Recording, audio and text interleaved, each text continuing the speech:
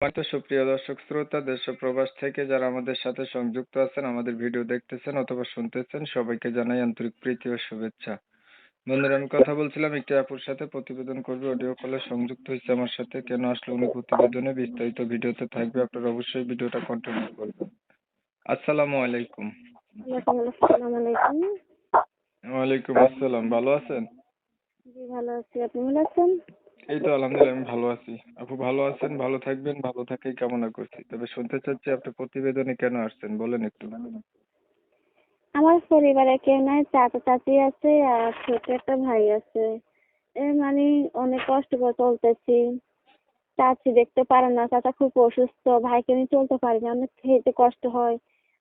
একদিন খেতে দিয়ে দুবেলা খেতে হতো না, কাজ করে খাই। ভাইকে নিয়ে অনেক কষ্টতে চলতেছি। মেশিনটা ছিল তাতে অনেক কষ্ট করে উম খাওয়া দাওয়া করতে পারছি, পর পোশাক কিনতে পারছি। এখন আমার একটা পড়ছে যে নিজের মা নাই বাবা নাই, অনেক যে এত কষ্টতে আছি বলার বাইরে। চাচা চাচি চাচির অত্যাচার ভালো লাগে না, চাচি উঠতে বসতে মারধর করে, গালাগালি করে। ভাইকে নিয়ে কোন জায়গায় যাবো, এই কারণে এত কষ্ট করে আমি একটা প্রতিবেদন দাঁড়াইছি।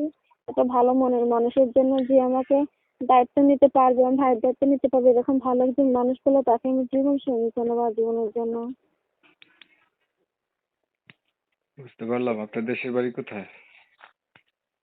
আমার দেশের বাড়ি নোয়াখালী, নোয়াখালী মৌলভীবাজার। নোয়াখালী মৌলভীবাজার। হুম। পরিবারে কেউ নাই, চাচা চাচির কাছে থাকেন? পরিবারে কেউ নাই, চাচা চাচির কাছে থাকে আর ছোট একটা ভাই থাকে। বয়স কত আপনার? বয়স আমার 19। বিয়ে হয় নাই এখনো? জি না, লেখাপড়া কিছু জানেন? এক ক্লাস 5 পর্যন্ত পড়তে পারছি, তারপরে চাকরি আর পড়তে দিনে টাকার জন্য। উম, নামাজ পড়া জানেন? জি নামাজ পড়তে পারেন? হ্যাঁ, এগুলা সব পারি। আচ্ছা। আগে আর কখনো প্রতিবেদন করছিলেন? না, প্রথম পাস হয়েছি। আপনার নাম কি? না, মিম। আচ্ছা, ধরেন একটা মনের মানুষ আপনি পাইলেন, মানুষটার বয়স বেশি হলো, দেখতে কালো হলো, আগে বিয়ে করছে এমন হইলো, তখন আপনি কি করবেন? না, তাতে কোনো সমস্যা না, ও আমাকে 2 মুঠ খাওয়াতে পারবে, আমার আবু দুধ দেখতে পারবে, আমার দায়িত্ব নিতে পারবে, ওগুলো আমার যথেষ্ট। আর কিছু আমার আর কিছু চাই না। আচ্ছা।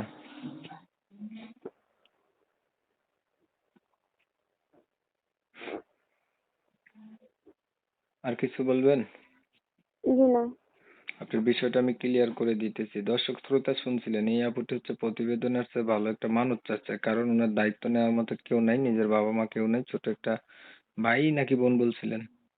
ভাই, ছোট ভাই। ছোট্ট একটা ভাইকে নিয়ে আপুটা যে চাচা চাচির আশ্রয়ে আছে আর কি।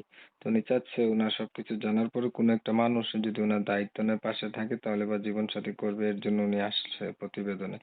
আমি হচ্ছে ওনার কথাগুলো আপনাদের মাঝে তুলে ধরার চেষ্টা করছি, শুনছেন। যাদের কাছে ভালো লাগছে ওনার সাথে কথা বলতে পারেন।